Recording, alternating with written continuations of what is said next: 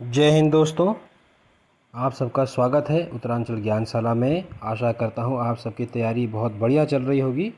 Episode 7 के महत्वपूर्ण प्रश्न आपके सामने हैं। पहला इम्पॉर्टेंट क्वेश्चन जो पूछा गया था वो है, गुलामगिरी पुस्तक किसने लिखी थी। गुलामगिरी पुस्तक जो है ज्योतिराव गोविंदराव फुले ने 1873 में अमेरिका की दास प्रथा पर आधारित पुस्तक लिखी थी। ठीक है, इसमें कटाक्ष किया था इन्होंने समाज में जो ये भेदभाव होता है इसके ऊपर, दास प्रथा के ऊपर।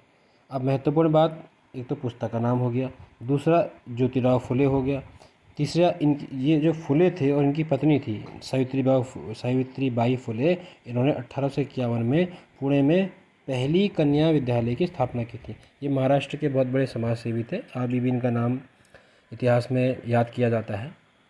तो एक और इम्पोर्टेंट चीज़ जो आप लोगों ने पढ़ी होगी, फुले ने 1873 में सत्यशोधक समाज की स्थापना करी। ठीक है, इसे याद रखिएगा। ये सारे पॉइंट हो गए, क्योंकि जैसे ही ज्योतिराव फुले का नाम सामने आया तो कुछ महत्वपूर्ण चीज़ें उनके बारे में हमने रिवाइज कर ली। ठीक है, हम आगे बढ़ते हैं। अगला प्रश्न है, हर इंटरनेशनल लिटरेसी डे। तो लिटरेसी यानी कि जो आपकी साक्षरता होती है, साक्षरता का दिवस 8 सितंबर को मनाया जाता है, आपको याद रखना है। ठीक है, फिर महत्वपूर्ण प्रश्न क्या है आपके सामने, ईवीएम। सबको पता है इलेक्ट्रॉनिक वोटिंग मशीन, बहुत विवाद में भी रही थी बीच में। इसमें छेड़छाड़ कर दी जाती है, ये कर दिया जाता है वगैरह को करके। तो हमने इलेक्शन ड्यूटी करी है, उसमें देखा है कि ईवीएम मशीन कैसे काम करती है, काम भी किया है इस पर। तो फर्स्ट यूज्ड इन 1982, इसमें कुछ चीज़ों को हमने अंडरलाइन कर रखा है। जैसे 1982 में सबसे पहले इस्तेमाल हुआ था। इसमें दो चीज़ें हैं, कन्फ्यूज़ मत हुइएगा। सबसे पहले 1982 में, लेकिन वो एक बाई इलेक्शन थे केरला में। ठीक है, केरला में पारावूर कोई असेंबली थी, वहाँ कॉन्स्टिट्यूंसी थी, वहाँ पर बाई इलेक्शन थे वहाँ। लेकिन प्रॉपर तरह से पहली बार जनरल असेंबली इलेक्शन में कब हुआ था, 1999 में गोवा में। ठीक है, ये दो चीज़ों को याद रखिएगा। आगे बढ़ते हैं। आगरा की जामा मस्जिद ये किसने बनाई थी, प्रश्न ये पूछा गया था। तो आगरा की जामा मस्जिद, जिसका अन्य नाम क्या है, मस्जिद जहांनामा, यह बनाई किसने थी, शाहजहां की पुत्री जहांआरा बेगम द्वारा 1648 में। याद रखिएगा, इसे बहुत महत्वपूर्ण है। ठीक है, मीनार रहित ढांचे के लिए ये प्रसिद्ध है। ठीक है, इसकी तस्वीर हम आपको दिखाते हैं, ये देखिए मीनार रहित, इसमें मीनार नहीं है। अब देख रहे होंगे मीनारें नहीं, जिस प्रकार कुतुब मीनार में मीनारें हैं, इस प्रकार इसमें मीनारें नहीं है, तो मीनार रहित ढांचा है इसका। अगला प्रश्न, सल्तनत काल में फवाजिल इक़्तिदारों द्वारा राज्य को प्रेषित अधिशेष राजस्व था। तो प्रश्न आया था कि फवाजिल क्या है। तो क्या होता था, जो इक़्तिदार होते थे ये किस्म के सैन्य प्रमुख टाइप के होते थे, तो ये कर वसूलते थे। कर वसूला, उसके बाद खर्चा किया सैनिकों के रख रखाव पे, उस पर खर्चा किया। उसके बाद जो शेष बच जाता था, अधिशेष रह जाता था, उसको ये सरकार को वापस दे देते थे। तो इसको फवाजिल कहते थे। ये प्रश्न आया हुआ है। ठीक है, अजीब सा है, आपको किताब में नहीं मिलेगा, लेकिन ये इम्पोर्टेंट है। आगे बढ़ते हैं। किसान क्रेडिट कार्ड बहुत इंपॉर्टेंट है, पूछा गया है। किसान क्रेडिट कार्ड कब आपका लागू हुआ था। ये इंट्रोड्यूस्ड इन 1998, ये 1998 में किसान क्रेडिट कार्ड शुरू किया गया था। ठीक, किस लिए, जो आपको कृषि से संबंधित जो आपको क्रेडिट उपलब्ध कराया जाता है, बीज बोना है, ट्रैक्टर खरीदना है, और जो भी और अन्य काम होते हैं, तो वो क्रेडिट आपको आसानी से मिल जाए, इसलिए ये किसान क्रेडिट कार्ड का ये आपको लागू हुआ था 1998 में। ठीक है, इसको आप अपने डेट ऑफ बर्थ से उससे याद कर सकते हैं। उस समय इसको पहली बार जब लागू किया था, तो उस समय इसका किसके द्वारा किया गया था, नाबार्ड के द्वारा। इसकी प्रमुख एजेंसी जो है नाबार्ड को बनाया गया था। ठीक है, आगे बढ़ते हैं। The story of Indian archaeology by S N. Roy. तो ये किताब है in story of Indian archaeology, ये लिखी है एस.एन. रॉय द्वारा। ठीक है, आपको इतना ही याद रखना है। अच्छा, इसको कैसे याद रख सकते हैं, देखिए ये जो आर्कियोलॉजी वाला काम ज़्यादातर होता था, ये पहले, क्योंकि शुरुआत में जो ये अंग्रेज़ों का अधिकार था वो कहाँ था, बंगाल वाले इलाके पे। तो जितने भी महत्वपूर्ण काम हुए थे वहीं से हुए थे। एक इस थोड़ा सा लिंक करने के लिए मैं आपको बता रहा हूँ, इसमें सारे फैक्ट्स ऐसा नहीं है कि वैसे ही है। तो ये आर्कियोलॉजिकल सर्वे ऑफ इंडिया की स्थापना भी यहाँ कोलकाता में हुई थी शुरुआत में। ठीक है, तो अब जो रॉय होते हैं ये बंगाली होते हैं, तो आप लिंक कर सकते हैं कि बंगाली रॉय, ऐसे करके आप उसको लिंक कर सकते हैं। तो एस.एन. रॉय। ठीक है, ये बस एक याद रखने का तरीका है। अच्छा, अब यहाँ पर क्योंकि आर्कियोलॉजी की बात आती है, तो ए.एस.आई क्या होता है, ए.एस.आई होता है आर्कियोलॉजिकल सर्वे ऑफ इंडिया। ठीक है, पुलिस में असिस्टेंट सब इंस्पेक्टर भी होता है, लेकिन यहाँ पर क्या है, आर्कियोलॉजिकल सर्वे ऑफ इंडिया। ये क्या है, एक attached agency of the ministry of culture of the government of India, जो मिनिस्ट्री ऑफ कल्चर है उसके अंदर एक अटैच्ड एजेंसी है, ये एक स्टैचुटरी बॉडी है, ठीक है। 1861 में इसको फाउंड किया गया था। अब बहुत महत्वपूर्ण क्वेश्चन जो एग्जाम में पूछा जा चुका है, father of Indian archaeology Alexander Cunningham, ये फर्स्ट डायरेक्टर जनरल थे। इस संस्था को हेड कौन करता है? डायरेक्टर जनरल, महानिदेशक, ठीक है। आगे बढ़ते हैं। बहुत इंपॉर्टेंट क्वेश्चन है, इलेक्शन स्टेट इलेक्शन कमीशन का आर्टिकल पूछा गया था 243। वैसे इसके अंदर बहुत सारे रहता है, आपको सिर्फ 243 लिखना है, ठीक है।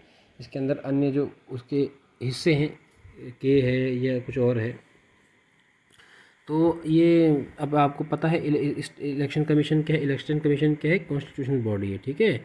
और इसमें एक चीफ इलेक्शन कमिश्नर और 2 इलेक्शन कमिश्नर होते हैं, ठीक है ना।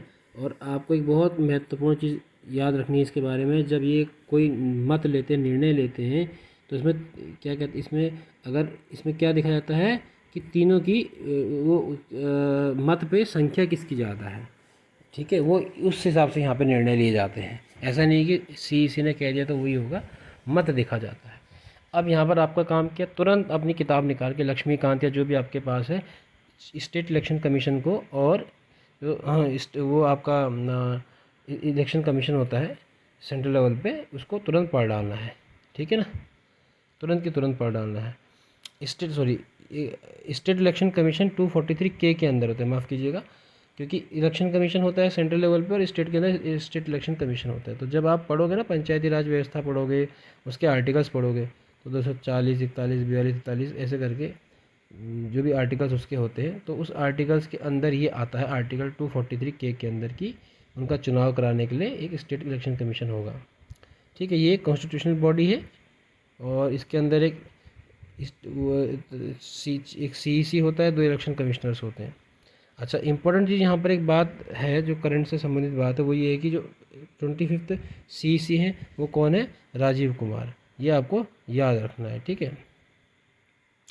तो आपका काम, ये प्रश्न एग्जाम में सिर्फ इतना ही आया था कि स्टेट इलेक्शन कमीशन का आर्टिकल क्या है, 243 के है। उत्तराखंड या अन्य राज्य के जो प्रश्न होते हैं उनमें आने की संभावना होती है।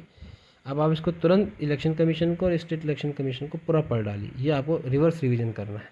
यहाँ पर हम उत्तर लंबा कर जाएंगे तो अधिक प्रश्न नहीं कर पाएंगे, आपको तुरंत उन चीज़ों के और कुछ इंपॉर्टेंट पॉइंट, कार्यकाल कितना होता है, त्याग पत्र देना है किसको देता है, कैसे हटा सकते हैं, ये महत्वपूर्ण पॉइंट को, इनकी की पॉइंट को याद रखना है बस, ठीक है। फिर अगला प्रश्न है 26 जनवरी 1957 को जम्मू कश्मीर का संविधान लागू हुआ था। हम यहाँ पर जम्मू कश्मीर के संविधान की बात करें, आपको पता है कि वहाँ का अलग संविधान चलता था, अब तो एक ही हो गया 1970 हटने के बाद। तो वो 26 जनवरी 1957 को वहाँ का संविधान लागू हुआ था। अगला प्रश्न है Burma was separated from the rest of the Indian empire in 1937। जो बर्मा है, जो आप वर्तमान में आपका म्यांमार है, कभी कभी परीक्षा में पुराने नाम भी पूछ लेते हैं, जैसे आपका थाईलैंड का नाम श्याम है, ठीक है, और ये म्यांमार बर्मा हो गया, ठीक है, तो ये सब नाम भी पूछ लेते हैं। तो बर्मा को 1937 में भारत से सेपरेट किया गया था, अलग किया था, पहले भारत के अंदर था, पूरा बहुत बड़ा क्षेत्र था, आपने देखा ही तब पढ़ा ही होगा, नक्शा भी देखा होगा। उसके बाद अगला इसके बारे में हम थोड़ा और जानकारी ले लेते हैं बर्मा के बारे में। देखिए ये लिखा हुआ है, the Indian statutory commission led by sir John Simon was sent to Burma in 1929 to review the political structure put in place in 1921 when the diarchy system was introduced through an extension of the Government of India Act to Burma. In 1930, the Simon Commission recommended the immediate separation of Burma from India. यहाँ पर एक line ये जो है ना, ये आपकी ये लाइन भी बहुत महत्वपूर्ण हो जाती है, इससे भी प्रश्न बन सकते हैं, ठीक है, तो आप इसको याद रखिएगा। तो the government of Burma act 1935 confirm the separation, ये भी आपको याद रखना है। जो गवर्नमेंट ऑफ इंडिया एक्ट भी था उस टाइम पे 1935, उसकी वो भी बहुत इंपॉर्टेंट है, ठीक है। ये कमीशन जो बनाया गया था वहाँ को सर जॉन साइमन द्वारा बनाया गया था, तो सारी बातें आपको ध्यान रखनी है। तो 1937 में इसको सेपरेट किया था। एक प्रश्न एग्जाम में पूछा गया था इस्लाम की स्थापना, तो ये वर्ष है 622 ईस्वी। जैसे आपका आता है ना, आपने शुरुआत में अगर वीडियो देखे होंगे तो हमने पढ़ा था कि कलिंग युद्ध कब हुआ था। अब आपको रिकॉल करना है कब हुआ था कलिंग युद्ध, मैंने आपको तरीका बताया था उस टाइम पे। वैसे आपको याद करना है इस्लाम की स्थापना 622। कुछ तिथियाँ बहुत महत्वपूर्ण होती हैं, आप यहाँ पर साथ में पढ़ोगे ना तो आपको चीज़ें याद हो जाएंगी। 23 दिसंबर किसान दिवस क्यों मनाया जाता है? चौधरी चरण सिंह का जन्मदिन हुआ था। ये जो किसानों के अग्रदूत माने जाते हैं किस्म से, ठीक है, तो ये महत्वपूर्ण तिथि है। तो महत्वपूर्ण तिथि अभी हम देखते हैं। इस्लाम की स्थापना हमने देख ली है 622 ईस्वी, 23 दिसंबर को किसान दिवस हमने देख लिया है। अगला प्रश्न है, प्रथम भारतीय रियासत जिसने इंस्ट्रूमेंट ऑफ एक्सेशन पर यानी कि जो विलय पत्र होता है उस पर हस्ताक्षर किए थे। तो सबसे पहले किसने किए थे? जब ये बात हुई थी ना कि ये भारत आज़ाद हुआ था, आज़ादी के समय, ये यहाँ पर माफ़ कीजिएगा गलती से 580 लिखा गया है, इसको 565 कर लीजिएगा, ये 565 थे, 565 थे, लिखने में गलती होगी, 565 थे। तो ये आपके 565 रियासतें थी। इसमें से 562 रियासतों ने, 580 को काट के 565 करना है, 562 ने तो स्वीकार कर लिया था। तो स्वीकार जब किया था तो उस टाइम पे ये आपके जवाहरलाल नेहरू जी और ये हमारे सरदार वल्लभ भाई पटेल जी, ये लोग सब बैठक किए थे, बुलाया, तो 565 तो राजी हो गए। तो सबसे पहले जो बीकानेर जो आपकी रियासत थी, उसके जो शासक शार्दुल सिंह, यहाँ पर नाम लिखा गया, ये भी याद रखिएगा, ये कहीं मिलेगा नहीं आपको आसानी से किताब में। तो इन्होंने सबसे पहले कहा कि हम खुशी खुशी से इन्होंने साइन दस्तखत किए। तो उसके बाद फिर ये सबके लिए उदाहरण बना, फिर बाकी अन्य जो 561 है उन्होंने दस्तखत किए। लेकिन ये 3 जो थे ये बड़े टेढ़े मेढ़े थे। उसमें एक जूनागढ़ हो गया, उसमें आपका जूनागढ़ हो गया, फिर आपका ये हैदराबाद जो सबसे ज़्यादा बड़ी थी, और जम्मू कश्मीर हो गया। जम्मू कश्मीर की तो कहानी आपको पता ही है, ठीक है। तो जूनागढ़ के लोग जो है भौगोलिक तौर पे पाकिस्तान में सम्मिलित हो रहे थे, लेकिन बाद में इसमें क्या कहते हैं, अंतर्राष्ट्रीय जो लोग हैं, अंतर्राष्ट्रीय स्तर का जो परिदृश्य है वो भी इसमें सम्मिलित हुआ, यूएन भी इसमें सम्मिलित हुआ। उसने भी बोला कि यहाँ की जनता का मत देखा जाएगा। तो जनमत किया गया, तो जनमत जो है भारत के साथ सम्मिलित होने के लिए तैयार हुआ। तो जूनागढ़ की जो रियासत है वो जनमत द्वारा भारत में सम्मिलित हुई। हैदराबाद कतई नहीं मान रही थी, तो फिर वहाँ पर सैन्य कार्रवाई हुई, और उसके लिए क्या चलाया गया? ऑपरेशन पोलो। ये परीक्षा में पूछा जा चुका है, ठीक है, ऑपरेशन पोलो चलाया गया। उसके बाद क्या महत्वपूर्ण है? उसके बाद है कि जम्मू कश्मीर, ये इसने क्या किया था? महाराजा हरी सिंह। तो क्या हुआ था आपको पता ही है ना, पाकिस्तान ने अटैक कर दिया था उनकी कबीलियाओं ने, और महाराजा हरी सिंह ने तत्कालिक रूप से भारत की सहायता मांगी, फिर दस्तखत किए, तब जाके भारत ने कहा जब तुम्हारा अंग बनोगे तभी तो मदद करेंगे। तो फिर इन्होंने दस्तखत किए, ये भारत का अंग बने। फिर यहाँ पर क्या कहते हैं आपका, ये इस प्रकार से जम्मू कश्मीर का भारत में विलय हुआ। तो ये पूरी कहानी है। तो उम्मीद है आपको आज की श्रृंखला समझ में आई होगी। यहाँ पे सारे महत्वपूर्ण प्रश्न हैं, कुछ प्रश्न आपको आते होंगे, कुछ आपको नए मिले होंगे, उनको आप नोट करिए, स्क्रीनशॉट लीजिए, लेकिन अपने शॉर्ट नोट बनाइए, बिल्कुल पॉइंटेड नोट्स बनाइए, फ्लो चार्ट के रूप में। लंबा लंबा मैं तो लिख रहा हूँ क्योंकि आपको बताने के लिए, आपको लिखना नहीं ज़्यादा, और शॉर्ट करिएगा, ठीक है। बाकी एक क्लास हम करेंगे अब आर्टिकल्स पे, सारे आर्टिकल्स कवर करेंगे 1-2 वीडियो में। तो आप लोग कमेंट में ज़रूर बताइएगा, इसको साझा कीजिएगा। धन्यवाद, जय हिंद।